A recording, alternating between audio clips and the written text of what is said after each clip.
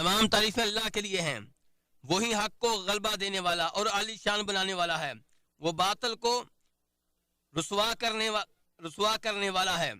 اسی نے اپنے رسول کو ہدایت اور دین حق دے کر بھیجا تاکہ اس دین کو دیگر تمام ادیان پہ غالب کر دے۔ اے اللہ جناب محمد صلی اللہ علیہ وسلم پہ اور آل محمد پہ اسی طرح رحمت نازل فرما جیسے تو نے ابراہیم پہ اور آل ابراہیم پہ رحمت نازل فرمائی، بے شک تو ہی حمد کے لائق اور بزرگی والا ہے۔ اللہ کے بندو، اللہ تعالیٰ مہلت تو دیتا ہے لیکن غفلت نہیں برتتا۔ اللہ تعالیٰ ظالم کو مہلت دیے جاتا ہے لیکن جب پکڑتا ہے تو اسے نکلنے کا موقع نہیں دیتا۔ اللہ تعالیٰ نے فرمایا کافر لوگ ہرگز یہ نہ سمجھ بیٹھیں کہ ہم انہیں جو ڈیل دے رہے ہیں یہ ان کے حق میں بہتر ہے، ہم تو صرف اس لیے ڈیل دیتے ہیں کہ جتنے زیادہ سے زیادہ گناہ کر سکتے ہیں کر لیں اور ان کے لیے رسوا کرنے والا عذاب ہوگا۔ چنانچہ مکہ میں کمزور مسلمانوں کو ابتدائی اسلام میں جو بھی تکلیفیں اور آزمائشیں آئیں وہ سب کچھ ایک نئی نسل تیار کرنے کے لیے تھا، مسلمانوں کو غلبہ دینے اور ان کی نصرت کے لیے تھا، نیز اچھے اور برے لوگوں میں فرق کرنے کے لیے تھا،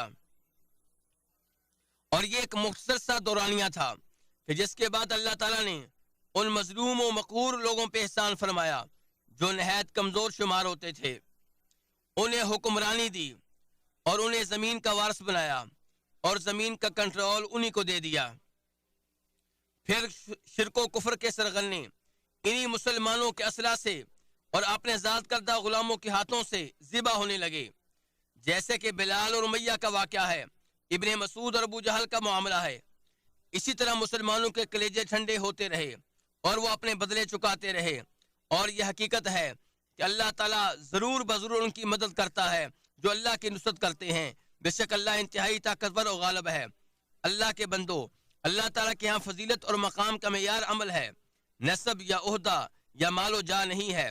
لوگ بالکل اسی طرح برابر ہیں جیسے کنگھی کے دندانے برابر ہوتے ہیں۔ تم سب کے سب آدم سے پیدا ہوئے ہو اور آدم مٹی سے پیدا ہوئے ہیں۔ کسی بھی عربی کو اجمی پہ تقویٰ کے علاوہ کوئی فضیلت حاصل نہیں ہے۔ اللہ نے فرمایا لوگو، ہم نے تمہیں ایک مرد و عورت سے پیدا کیا ہے اور ہم نے تمہیں اقوام اور قبائل میں تعارف کے لیے بنایا، بے شک اللہ کے ہاں تم میں سے معزز وہی ہے جو سب سے زیادہ متقی ہے۔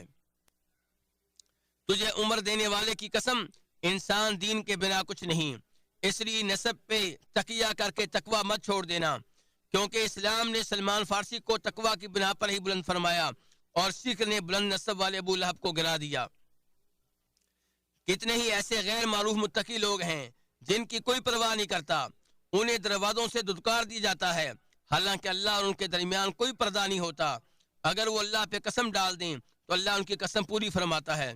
ایک بار سیدنا ابو ذر رضی اللہ عنہ نے جناب بلال کو نامناسب الفاظ میں بلاتے ہوئے کہا، او کالی عورت کے بیٹے، تو نبی علیہ الصلوۃ والسلام کو یہ سن کر غصہ آ گیا اور آپ نے فرمایا ابو ذر، تم نے اسے اس کی ماں کا طعنہ دیا ہے، تم میں جاہلیت پائی جاتی ہے۔ نیز نبی علیہ الصلوۃ والسلام نے جناب بلال کو جنت کی خوشخبری بھی دی، فرمایا بلال مجھے اپنے اس عمل کے بارے میں بتاؤ جس کی بدولت تمہیں حصول جنت کی بہت زیادہ امید ہو، کیونکہ میں نے تمہارے جوتوں کی آواز جنت میں اپنے آگے آگے سنی ہے۔ مسلمانوں، مشرکین کو اس وقت بہت تکلیف ہوئی جب انہوں نے کعبہ کی چھت سے بلال رضی اللہ عنہ کی آواز میں اذان سنی۔ ایک طرف بلال کی آواز اگر مشرکوں کو ناگوار گزر رہی تھی تو دوسری جانب مسلمانوں کے دلوں کو بھی منہ لیتی تھی۔ مسلمان بلال رضی اللہ عنہ کی اذان سننے کے مشتاق رہتے تھے۔ پھر بلال رضی اللہ عنہ جب رسول صلی اللہ علیہ وسلم کے رخصت ہو جانے کے بعد اذان دیتے تھے تو اپنے جذبات بے قابو کر بیٹھتے اور پھوٹ پھوٹ کر رو دیتے تھے۔ آپ پہ غشی طاری ہو جاتی تھی اور لوگوں کو بھی جذباتی کر دیتے تھے، بلکہ رسول اللہ صلی اللہ علیہ وسلم کی یاد میں پورا مدینہ گونج اٹھتا تھا۔ ایک بار نبی علیہ السلام کی وفات کے بعد سحری کے وقت بلال نے اذان دی اور اسی مسجد کی چھت پہ چڑھ گئے۔ جب بلال رضی اللہ عنہ اللہ اکبر کہا تو اہل مدینہ کی آواز گونج اٹھی۔ پھر جب آپ نے اذان میں کہا اشہد ان لا الہ الا اللہ، آواز میں مزید گونج پیدا ہوئی۔ پھر جب آپ نے کہا اشہد ان محمد رسول اللہ، لوگ گھروں سے نکل کھڑے ہوئے اور اس دن سے زیادہ مرد و زن کسی بھی دن میں روتے ہوئے نہیں دیکھے گئے۔ اسی طرح جس وقت عمر رضی اللہ عنہ شام تشریف لائے اور بیت المقدس فتح ہو گیا تو آپ نے بلال رضی اللہ عنہ کو آواز دینے کا حکم دیا۔ اس پہ بلال کہنے لگے امیر المؤمنین میں نے ارادہ کیا ہے کہ رسول اللہ صلی اللہ علیہ وسلم کے بعد کسی کے لیے اذان نہیں دوں گا، لیکن چونکہ آپ نے مجھے حکم دیا ہے تو صرف اس ایک نماز کے لیے اذان دوں گا۔ پھر جب بلال نے اذان دی اور صحابہ کرام نے بلال کی اذان سنی تو پھوٹ پھوٹ کر رونے لگے، کیونکہ بلال نے انہیں ان کے محبوب اور ان کی آنکھوں کی ٹھنڈک یاد دلوا دی تھی۔ اسی یاد نے ان کے دلوں میں چھپے ہوئے ایمان میں ہیجان پیدا کر دیا تھا، کیونکہ آپ علیہ الصلوۃ والسلام ہی نے ان صحابہ کرام کی نجات کا آپ باعث بنے تھے، اس لیے آپ سے محبت بھی دلی تھی، ان کا قلبی لگاؤ آپ سے تھا، ان کے جذبات آپ کے تذکرے کے اسیر ہوتے تھے، آپ کی محبت سودائے قلب میں شامل ہو کر دلوں پہ براجمان تھی۔ اتنی گہری محبت پہ انہیں ملامت نہ کی جا سکتی تھی، کیونکہ کھجور کا درخت بھی آپ کی محبت میں رو پڑا۔ آپ سے محبت اور اظہار تکریم کے لیے وہ جیسا پہاڑ کانپ اٹھا۔ یا اللہ ہمیں بھی آپ کی اتنی محبت عطا فرما اور ہمیں آپ ہی کے گروہ میں زندہ کر کے اٹھانا۔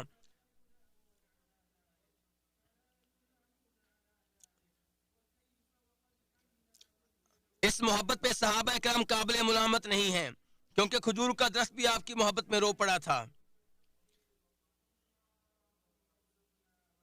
اے اللہ ہمیں آپ کی محبت عطا فرما،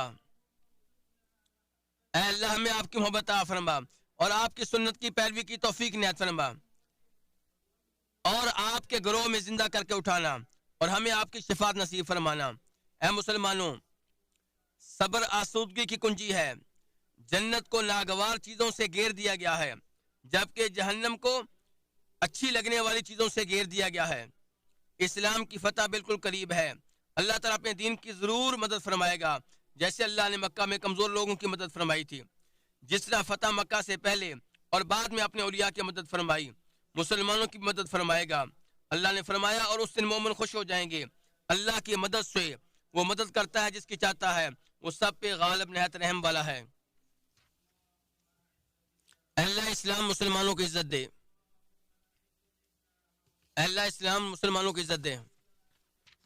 اللہ اپنے توحید والے بندوں کی مدد فرما۔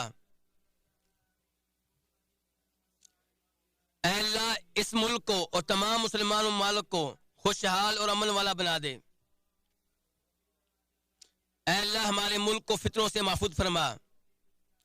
اللہ اس ملک کو کافروں کی سازشوں سے محفوظ فرما، فسادیوں کے فساد سے محفوظ فرما اور حسد کرنے والوں کے حسد سے محفوظ فرما۔ اللہ ہمارے حکمران خادم حرمین شریفین کو وہ کام کرنے کی توفیق دے جن پہ تیری رضا ہے۔ اللہ خادم حرمین کے ذریعے اپنے دین کو عزت دے۔ اللہ خادم حرمین شریفین کو اپنے نبی کی سنت کی توفیق عنایت فرما۔ اللہ ان کے اعمال کو خالص اپنی رضا کے لیے کر دے۔ اللہ ان کے اعمال کی وجہ سے انہیں کامیابی عطا فرما اپنی رحمت کے ساتھ، اے بہت زیادہ رحم کرنے والے۔ اے اللہ جو خادم حرمین کے نائب ہیں انہیں بھی وہ کام کرنے کی توفیق دے جن میں تیری رضا ہے، جو تجھے پسند ہیں۔ اے اللہ ہمارے بارڈرز اور حدود کی حفاظت فرما۔ اے اللہ ہماری فوج کی حفاظت فرما۔ اے اللہ ان میں سے جو بیمار ہیں انہیں شفا دے، جو شہید ہیں ان کی شہادت قبول فرما، ان کی حفاظت فرما۔ اے اللہ تو معبود برحق ہے، تیرے سوا کوئی معبود برحق نہیں۔ اللہ تو معبود برحق ہے، تیرے سوا کوئی معبود برحق نہیں۔ تو سب سے بے نیاز ہے، سب تیرے محتاج ہیں۔ اللہ ہم سب تیرے محتاج ہیں۔ اے اللہ ہم پہ بارش نازل فرما۔ اے اللہ ہمیں مایوس ہو جانے والوں میں سے مت کرنا۔ اے اللہ ہم پہ بارش نازل فرما۔ اے اللہ ہم پہ بارش نازل فرما۔ اے اللہ ہم پہ بارش نازل فرما۔ اللہ ایسی بارش ہو جو ہمارے لیے مفید ہو، صحت مند ہو، نفع دینے والی ہو، نقصان دینے والی نہ ہو۔ اے اللہ اس بارش کے ذریعے زمین کو دوبارہ زندہ کر دے۔ اے اللہ اپنی رحمت کی بارش نازل فرما۔ یا اللہ عذاب کی بارش نہ ہو۔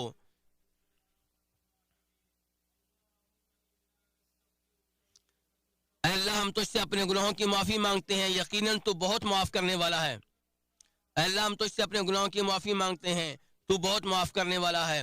یا اللہ ہم پہ آسمانوں سے بارش نازل فرما اپنی رحمت سے، اے رحم کرنے والے۔ اللہ کے بندو، نبی علیہ الصلوۃ والسلام پہ درود پڑھو اور سلام پڑھو۔ اللہ نے فرمایا ہے اے مومنو نبی علیہ السلام پہ درود پڑھو اور سلام پڑھا کرو۔ اے اللہ جناب محمد علیہ السلام پہ اپنی رحمتیں نازل فرما جیسا کہ تو نے ابراہیم اور ان کی آل پہ رحمتیں نازل فرمائی۔ اے اللہ جناب محمد اور آل محمد پہ برکتیں نازل فرما جیسا کہ تو نے ابراہیم اور آل ابراہیم پہ برکتیں نازل فرمائیں۔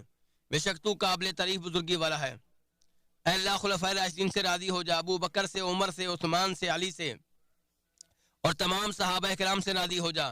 یا اللہ ہم سے بھی اپنے فضل و کرم سے راضی ہو جا۔